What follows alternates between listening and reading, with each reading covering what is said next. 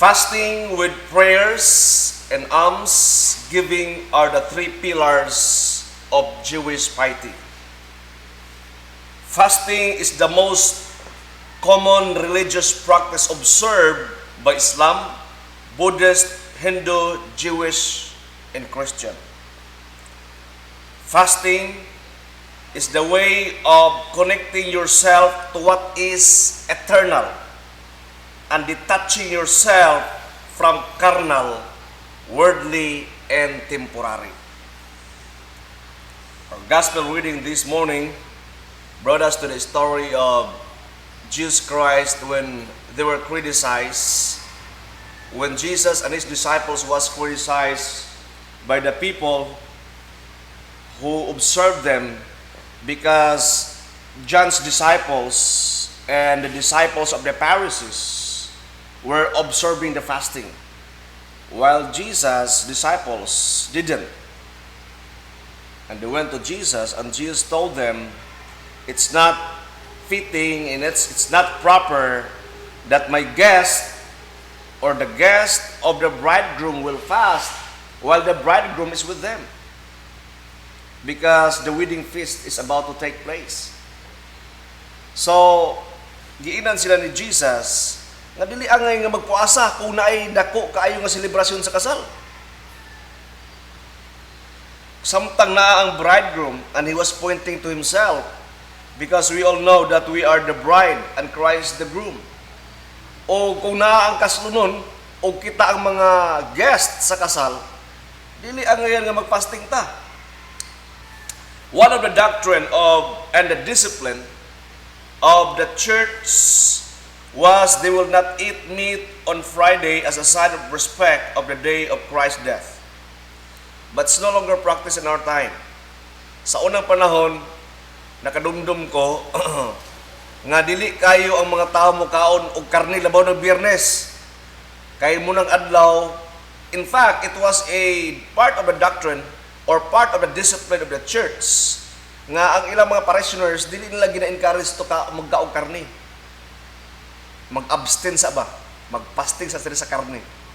Because that's the day of Christ's death. Namatay si Christ on Friday. So that was their sort of fasting. Fasting is good for both health, physical health, and spiritual health. Kung atong taan balik lang ta way back the Second World War, during the time of Holocaust, ang mga Jewish sa concentration camp katong gipang separate sila from other kaning captives of war. Naay mga survivors dito nga mga Jews, o ang ilan nakita nga those Jews who didn't eat for that long period of time because of war, tag-as kayo kinabuhi.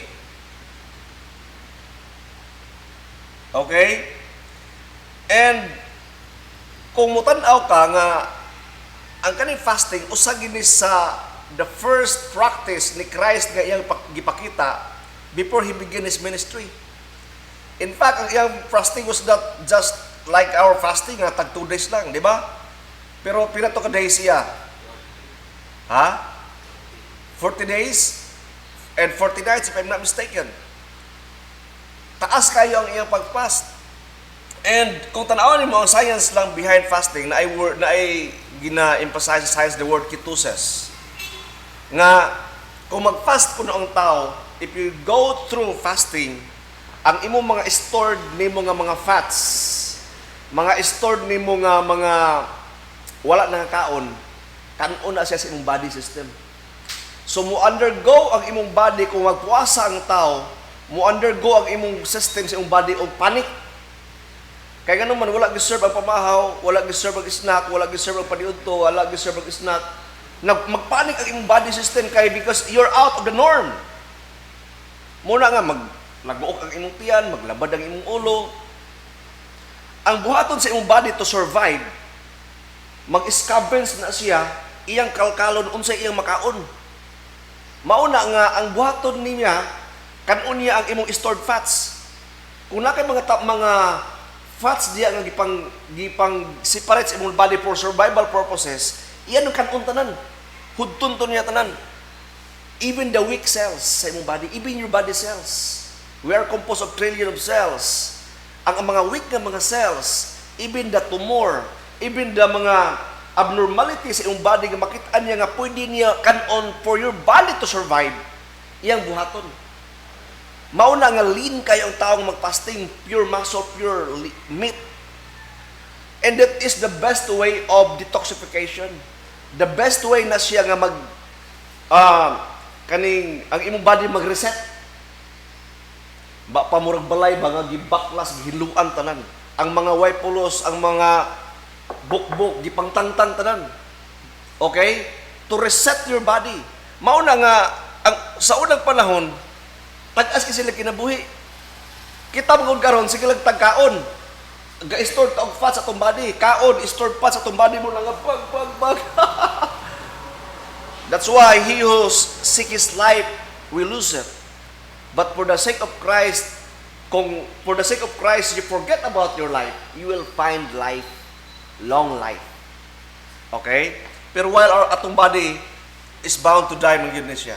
So, fasting is good for our physical health and spiritual health. Spiritual health, why? Ngano good po ni siya sa atong spiritual health?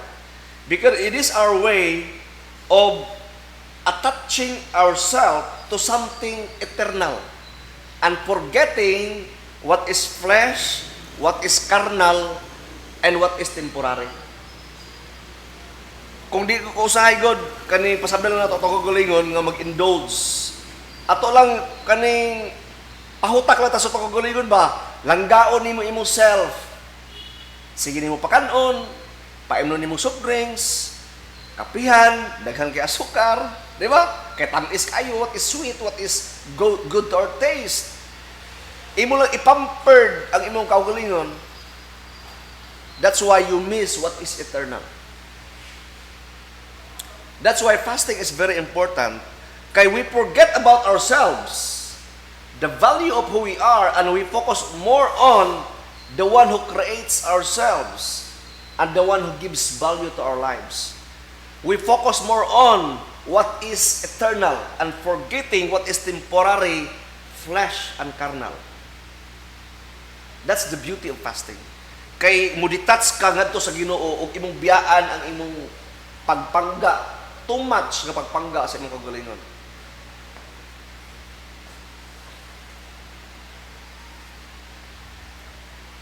Kung basahin na itong book of Isaiah, chapter 16 or chapter 15, it says there, kini siya, naghulagway ni siya, okay?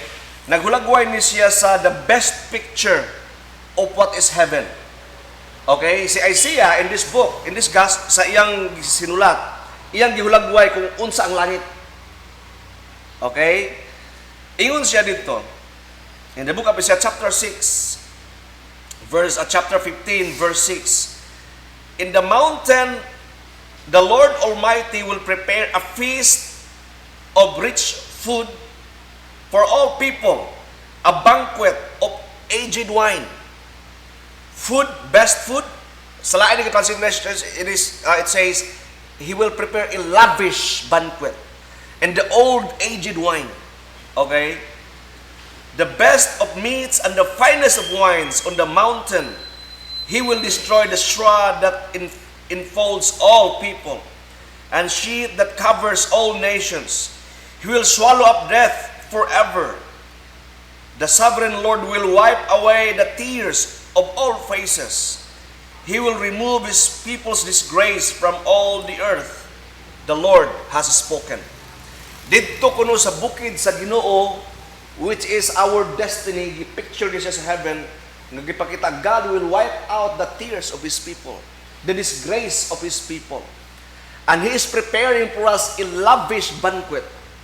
Bangkiti. Eat all you can. And the old aged wine. Dili lang ng mga wine ng mga pipitsugin. Kanang mga 3-year-old. No. Katong tag 100 years old. Nga wine, nakatilaw mo naman tayo. Wala pa siguro, no? Ang ato na the best na tilawan is only Tanduay is only 10 years. Oh, sorry for Fundador, di ba? Just to mention some of the brands, di ba? Pero kada old aged wine kanang dugay na kayo nga bino nga giandam gid ba nga gidedicate sa usa ka prince, sa usa ka king. Di ba? Ito ang Europe, na yung mga monks dito gahimog wine, unya ilang i-dedicate sa king. Tagpila na ka years. Best na kay sa nga tanan. Katong mga manginumay dire, this is your time to shine. So, that is the picture of in heaven. Okay? Muna gusto ipakita sa Ginoo. In the mountain of the Lord. Guys, nasayod ba ta mga igsoon nga the altar represents the mountain. That is why ang altar is naa siya sa in the sanctuary, in the church. Naa siya sa the most elevated place. Di ba? Kung makita niyo na chancel diya, di ba? The altar na ay altar portion. Pero ang altar is mas elevated siya because it represents the mountain at the same time, a place where Abraham brought Isaac in the mountain to be sacrificed. Ingon siya dito kuno sa bukid sa Ginoo, the altar. Dito ihatag niya ang the best nga mga karne, the best food, and the best wine. May suon, unsa pa babay naka-best, unsa may best wine di karon nga pwede na to makaon. Mainom. Wa na'y makalabaw. Nothing can compare with the blood of Christ, the best wine that we could drink.